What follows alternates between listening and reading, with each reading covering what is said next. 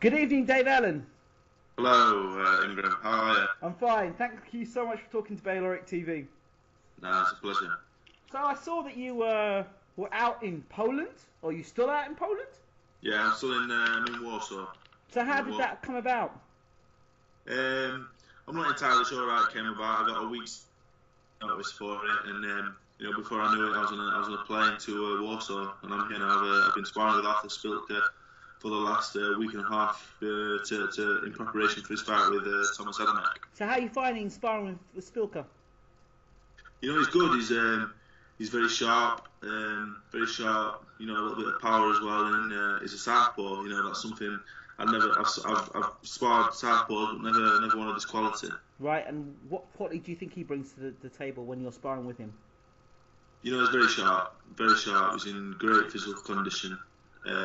So he's sharp. He's pretty strong. He's got to be a good fighter. He's fighting Thomas Adamek, and it's on paper. Europe over here, it's in an 18,000 seat arena. It's a huge fight. Wow, wow. Did you see when Spilka fought Bryant Jennings? Yeah, it's in the fight, yeah. What did you think? Fight. I think, well, obviously Jennings stopped him in the 10th and final round, but I think Arthur's come out since and admitted that he wasn't in great physical condition, and he definitely is now. And I think he blames his fitness for his loss in that fight, and but he definitely looks to have taken the steps to sort that out. Excellent, excellent. So, I remember I was reading on your Facebook page, you talked about, it's kind of difficult going to a country where people don't speak the same language as yourself. But how difficult is it as a fighter? Explain that. It's very lonely.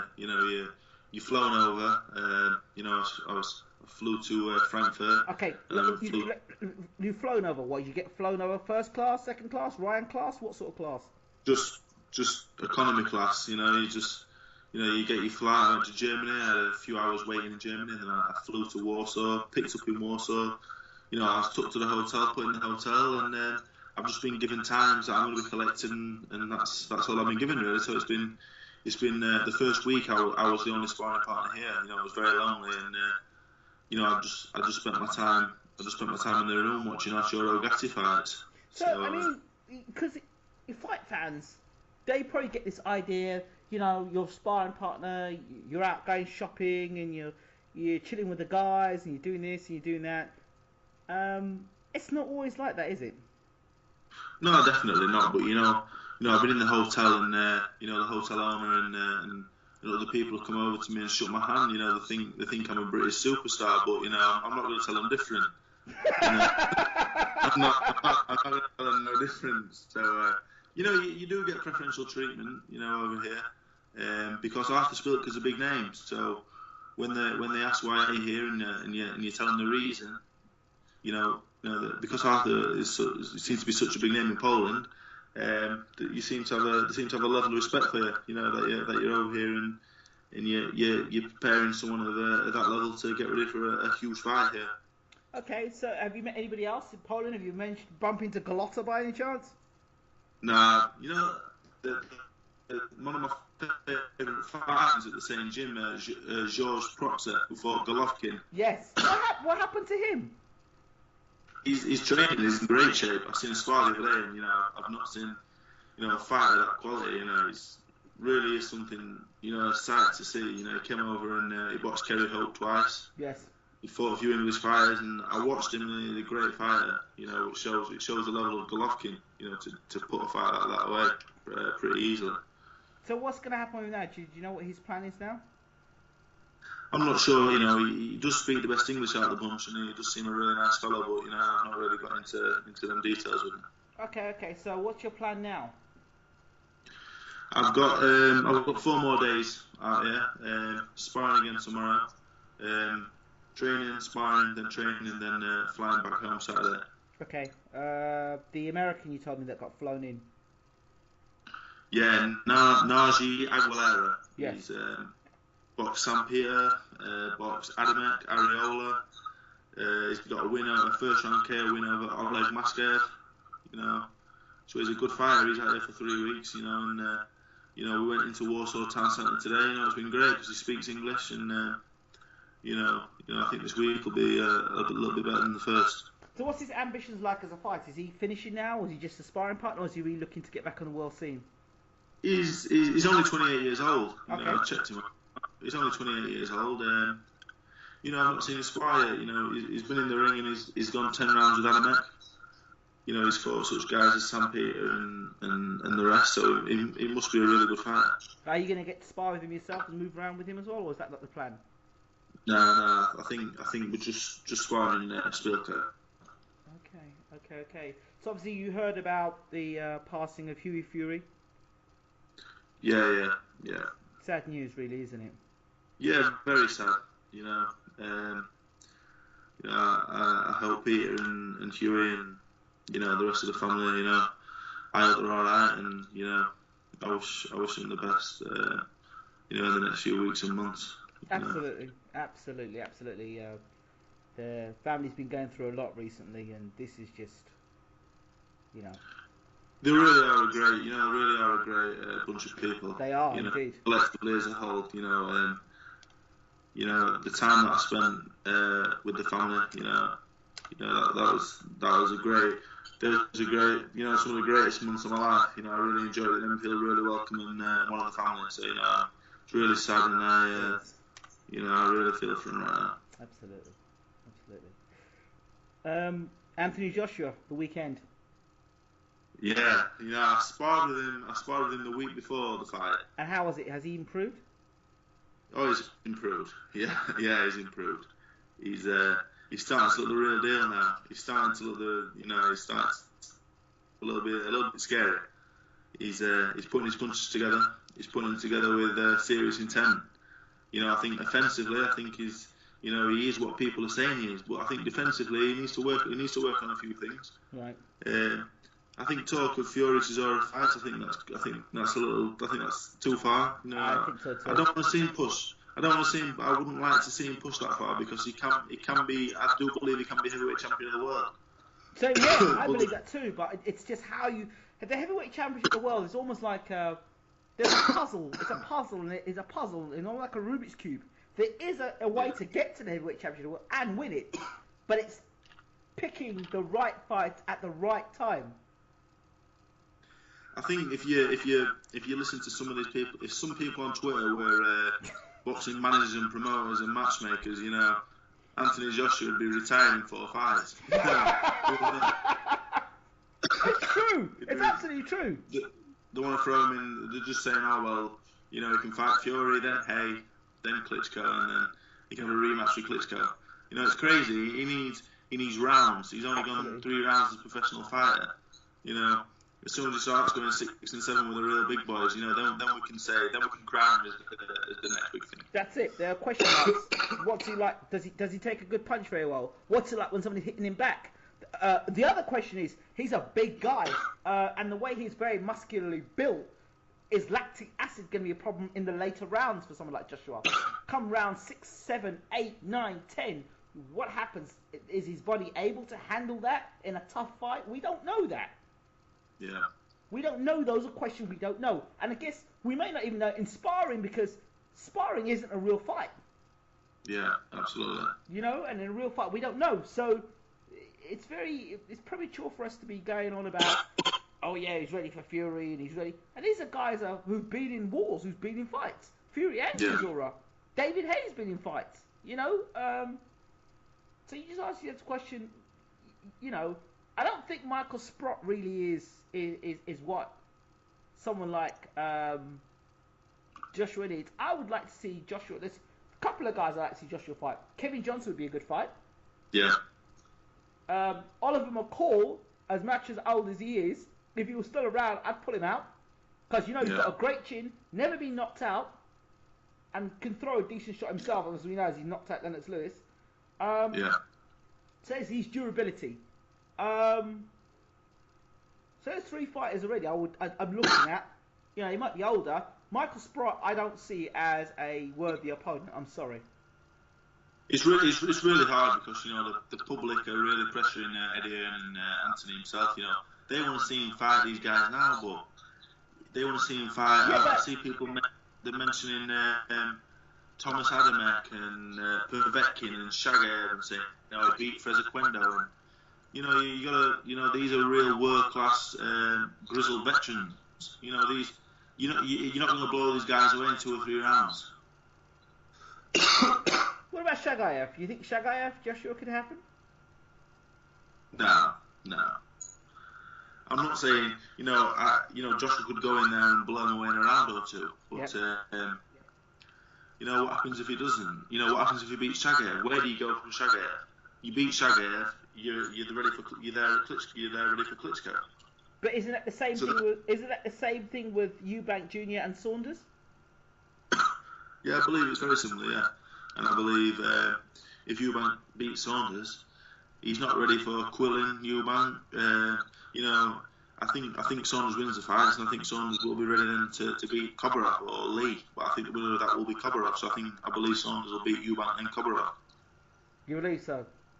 I had a long conversation with I won't mention who it is. I had a long conversation with this individual. Yeah. And the individual said to me, as an amateur, Eubank Jr. wasn't very good. So, as a professional, how can we expect somebody like Saunders, who's a decorated amateur champion, to get beat by somebody like Eubank Jr., who really didn't have much of a good amateur record as a pro? But then, Bright Jennings didn't have the greatest amateur record, but as a pro, he's doing things. So, and Perez had a great decorated record as an amateur. Yeah. So, a lot of it depends on, amateur records are very deceiving, because a lot of people can have amateur records whether they can start amateur boxing at 11 years old. Yeah. And they don't develop a certain strength till they reach 16, 17 years of age. And they've already lost 20 or 30 amateur fights by that age. You look at Johnny Nelson, who only won 3 out of 14 amateur fights, But at the same time, Johnny Nelson went and learned as a professional, which Eubank hasn't done. He hasn't had that same grounding and seasoning. So, I think Eubank and Joshua, I think while very totally different. Joshua has an Olympic gold medal. He has an Olympic gold medal. He has a World Silver Games medal. Eubank, I think he had 26 amateur fights at like a club level. So I think Eubank and Saunders is more of is what you could say a mismatch than Joshua and say a Price would be. Right. Right. I mean, a lot of people talk about Price versus Joshua as a fight. I would stay clear of that fight at the moment, personally. Because there's one thing, Price has got reach and he's got power, and a lot of people are still sleeping on the whole Tony Thompson fight. Would they stick Joshua in the ring with Tony Thompson today? I wouldn't either. Joshua personally, I wouldn't put him with David Price either, because David Price right now, if you mention David Price to a boxing fan, they're like, oh, David Price, who got knocked out by the old man who's got no chin. So Joshua beats David Price. He's expected to. David Price is learning his trade now. Now he's learning his trade, I think. And people are saying they want a durable fight for Joshua, and then they're saying, oh, let's put him with David Price, who is the most undurable in fighters. He must be the most undurable high-level heavyweight in the world. Here's another thing. Dillian Whyte has just mentioned he's coming back. He's fighting in November. Where does he fit in the mix? I think the answer to that can only be answered when he's back in action and when he's had 3 or 4 fights. 2 years is a long time to be out of the ring. But if he comes back and he's improving that 2 years on top of what he was before, he's definitely got to be somewhere. He's definitely got to be somewhere up there. Okay, let me throw something at you. Let me hear what you think of him. I've got a feeling. Call it a conspiracy, call it madness, or call it genius. Okay, let's put this together. Al Heyman, NBC TV deal, which allows boxing to be on free national television in the US. David Haye. Yeah. And a clump of other fighters with Al Heyman fight on national television. Does that work? Does it work for who? Does it work for who? Does it work for the fighters? Does it work for our payment? Does it work? First of all, would it work for the fighters? They're fighting on national television in America. Like something like David Haye, for example. It'd be similar to our fighters fighting on Channel 5. I think the fighting on terrestrial television. That's the ultimate. That's ultimately where more people are going to be watching you fight. So imagine you being on terrestrial television in America. How many people have got in America? Yeah. Especially with a fight like David Haye. David Haye is very marketable. As charismatic. As a big puncher, he's exciting. So he could be a superstar. He already has been a superstar. I think he could be a global superstar. That's what I think. I really do. Well, definitely. He's a very exciting fighter. He's a great fighter. And you add to that, his excitement, and his a charismatic fighter as well. Okay, so there's one. Here's another thing.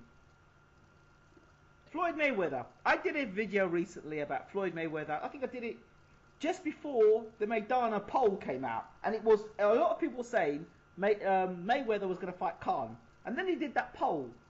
Remember the poll he did? Yeah. Between Khan and Maidana. Of course, he fought Maidana. Don't think he expected the Maidana fight to be as tough as it was. Gave the rematch, and did a masterclass on Maidana afterwards. Now, a lot of people are thinking now that he'll fight Amir Khan. I'm not so sure. I think now it's more in the favour of Danny Garcia. Danny Garcia moving up to the welterweight division, former champion of the world at light welterweight, moves up, unbeaten, has already knocked out Amir Khan, and has a lot to offer. And for Mayweather, he's flat-footed.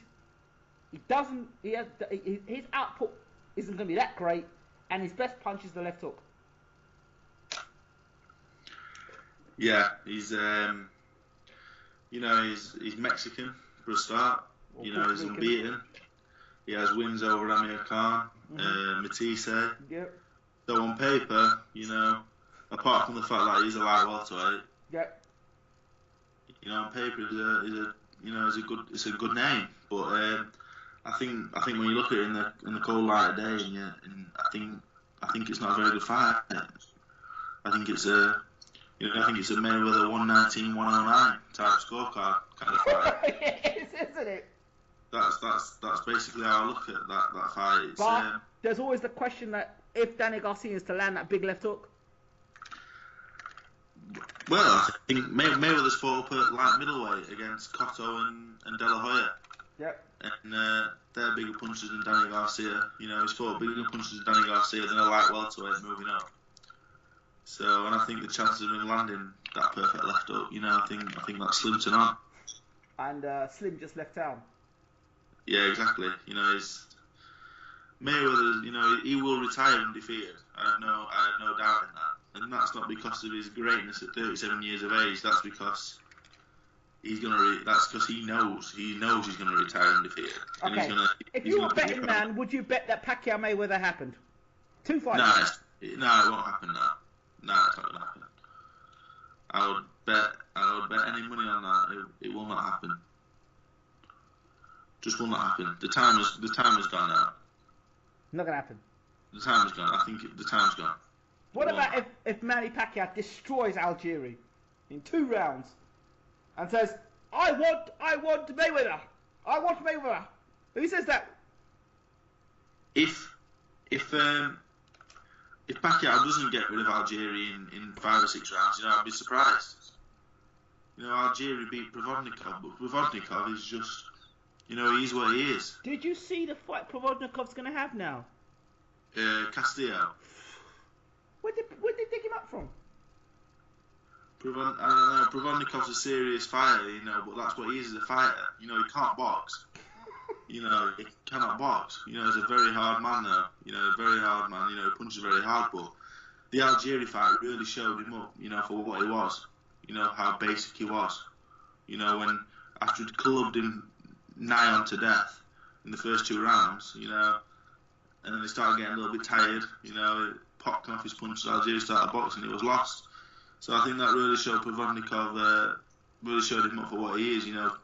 Tim Bradley, probably looks at it now and thinks, I wish I'd have boxed him. Because it'd have been such an easy night for us.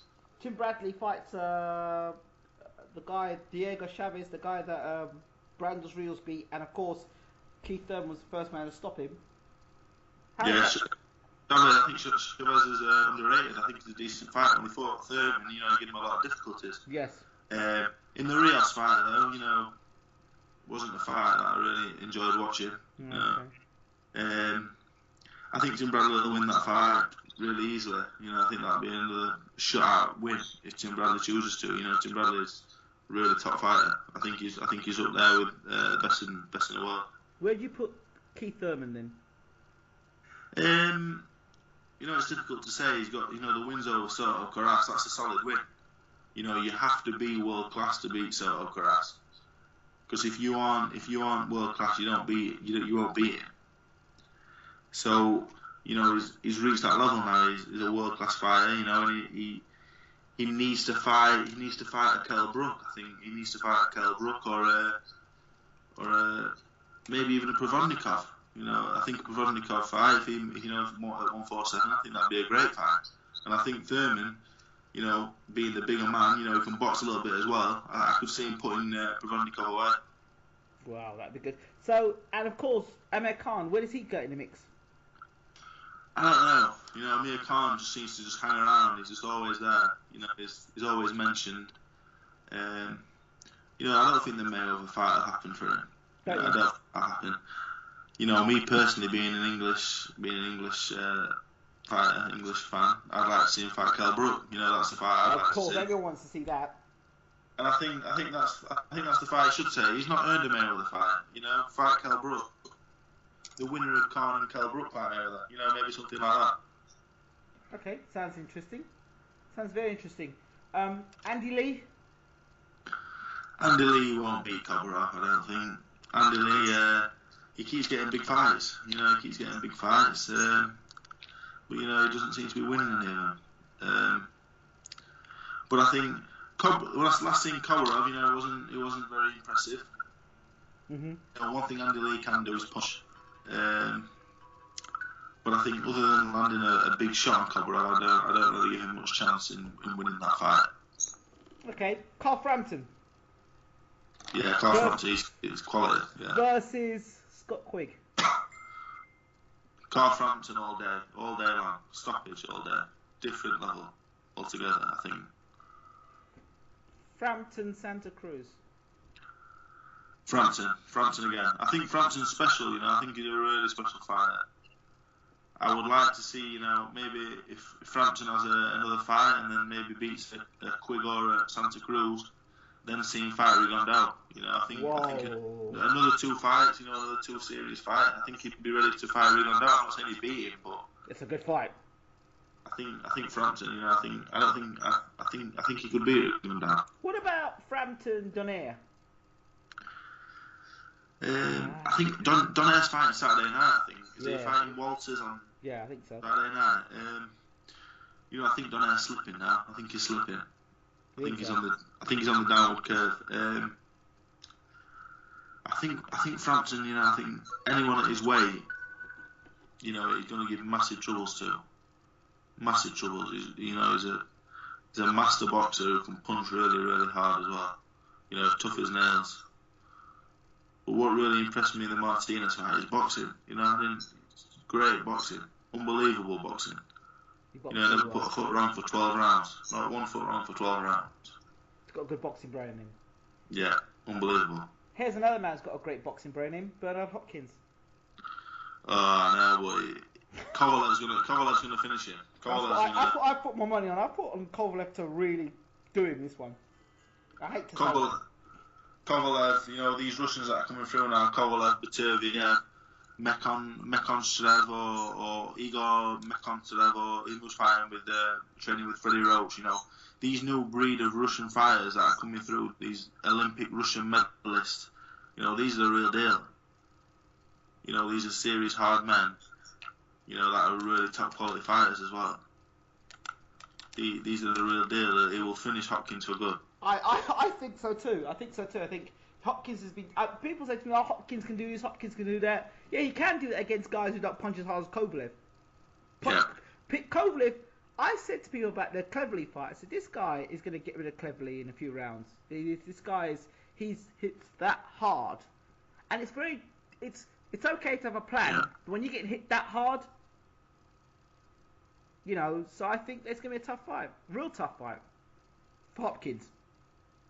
I think the way I see it going is, Kovalev, starts hitting Hopkins, starts hitting, and Hopkins starts to think, at 50, I don't need this, but at the same time, he doesn't want to get stopped. I can see him finding a way out of there. I can see him getting disqualified, maybe. That's kind of the way I see the fight going. Yeah, Hopkins doesn't want to, he doesn't want to go out on his back. But I think he'll start thinking this fight's getting a bit difficult, and he doesn't want to go out on his back. So I think he'll find a way to get himself disqualified. Try and fiddle his way out of it. Yeah, I think he'll find a way out of it to kind of save face a little bit. I think so, but he picked the fight. He chose the fight. He must see something. He must see something I'm not. And he definitely knows better than me. So if he's seeing something, he's seeing something. And finally, the fight a lot of people want to see. Bellew Cleverly too. No, I don't want to see it. I don't want to see it. You don't want to see it? I don't want to see it. No. Why you don't? Come on. How can you say you don't want to see that? Just for the entertainment value. I won't be seeing it. I won't be seeing it because I won't be paying for it. I will not be paying for the fight. I think the pay-per-view, I could not believe it. Couldn't believe it. I thought it was a joke. I went on to Twitter. I thought it was a joke. I was like, I'm going to pay to watch Tony Bellew and Nathan Cleverly. I'm going to pay to watch this. I'm expected to pay to watch this. When you're paying £100 a month to pay for Sky, yeah, and then they're saying let's pay an extra 17 to watch Tony Bellew and Nathan Cleverly. Couldn't believe it. Scott Quigg on the undercard. Jamie McDonnell, another Doncaster fighter. Top quality fighters, really top quality fighters. But when you're paying that kind of money for Sky in the first place, and then they're saying, "Oh, you got to pay more now to watch this." When in all truth, it's not worthy of that. Mayweather against Pacquiao with an undercard of Kell Brook and Amir Khan, and then Tony Bellew and Nathan Cleverly opening the show. I might pay £17 then. No. But I'm not paying £17 for Cleverly Bellew to be the main event. But I think Cleverly will win, and I hope he wins. So, in closing, fight you've got coming up. Tell us more about the fight you've got coming up. Yeah, it's November 7th, Doncaster Racecourse. We look like we've got an opponent. It looks like it's all sorted. We agreed. He's agreed to take the fight. He had his debut on Sunday in Newcastle. He won on points. He had his opponent down twice. He's had about 6-7 amateur fights and 20 unlicensed fights. So he's more experienced than myself. But from what I've seen of him, he stands very upright. He's a little bit slow, and he likes to fight. And I'm slow. I like to fight. I don't move my head, but I will punch 1,000 times harder than he will. So if you want to stand there, anyone who wants to stand there with me, and if you're slow and you don't move your head, I'm probably going to take it off your shoulders. I'm just going to, his head will end up on the race course itself. So I'm hoping he doesn't change very much from his other fights because, it looks like he's made for me. It looks like he's going to come to fight. Has he said anything about you yet? Has he given you any verbals yet? No. It's all very, I'm changing tack a little now. I'm gonna take the humble approach. I'm just gonna get in there and let the fighting do the talking now. Because it was all in good fun, but you gotta start proving yourself. You gotta start achieving things before you can start giving the talk out. The final question I'm going to ask you before I leave is: we've done a few interviews now. What's the feedback you get when you do these interviews? You know, I think people, you know, I hope, you know, I see certain comments on the YouTube, you know, someone's not a fan. I'm not sure who he is, but someone is really not a fan. I can't remember his name now, but he follows me on all of our interviews, Arthur in London. You know, he'll leave a comment, you know, and they're not very flattering. But you know, I'm not really sure what that's all about. But you know, it's mainly positive feedback. You know, it's mainly positive. Apart from that one guy, actually, you know. So I had one guy the other day. I was on Facebook. He goes, "Bayloric TV's whack. That guy knows nothing about boxing. He's whack. I mean, I'm not expecting Sky Sports, but he's whack." I thought, okay, fine, fair enough. The bloke who doesn't like me he's called me a word beginning with W, but it wasn't whack. Why? Have you said something to him? Have you and him? I don't know. Another bloke, you know, it's on YouTube, and I'm not really sure. I don't think I know. I just don't think he just doesn't like the sound of my voice or the look of my face. It's like, but, you know, I hope he watches this and he changes his mind. Or gives it another thumbs down, eh? I think he's putting thumbs down on my videos on YouTube. So, a message from you to him. You know, put them thumbs up. You know, I don't know thumbs down on my videos.